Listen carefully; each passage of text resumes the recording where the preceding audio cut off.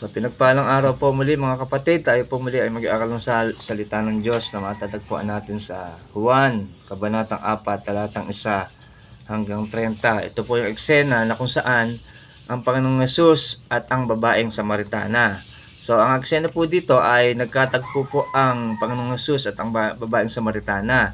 So nang Panginoong Hesus po ay nakaupo sa deposito ng tubig, at dumating po ang babaeng Samaritana upang sumalak ng tubig. Ang sabi po ng Panginoong Hesus, pwede po bang makahingi ng tubig?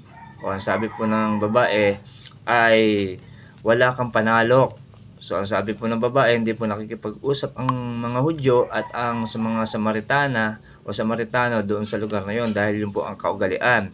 So pangalawa po, ang sabi po ng Panginoong Hesus, kung nalalaman mo lamang kung sino ang humihingi sa iyo, ikaw pa ang hihingi sa kanya.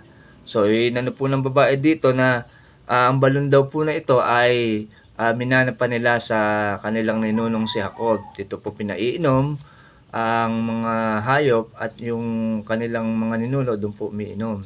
So, sa matuling sabi po ng Panginoong Hesus dito, kung sino man ang iinom sa tubig na ito ay muling mauhaw. Ngunit ang ibibigay ko ay magbibigay sa kanya ng buhay, ito'y bubukal sa kanya at magbibigay sa kanya ng buhay na walang hanggan. So ito po yung pinakabuod dito. Ang Panginoong Hesus po ay nag-o-offer sa atin. So anong nangyari po dito, ang pinaka-eksena, nakita po ng Panginoong Hesus kung ano po ang kalagayan ng babae. So ang babae po pala dito ay merong kinakasama. So meron pong siyang 5 naging asawa at meron siyang kinakasamang asawa. So bali po 6.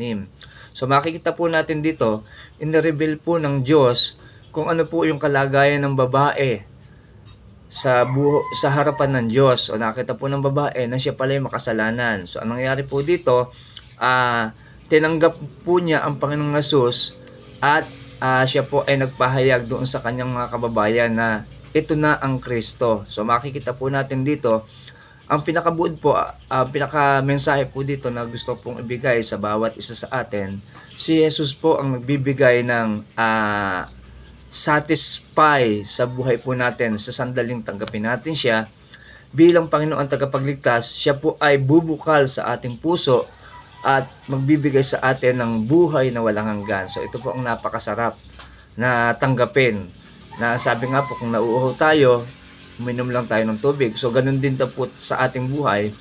Kung tayo ay minsan nawawalan ng pag-asa, uminom po tayo sa saro ng ating Panginoong Hesus. Siya po ang magbibigay sa atin ng buhay na masagana, buhay na masaya.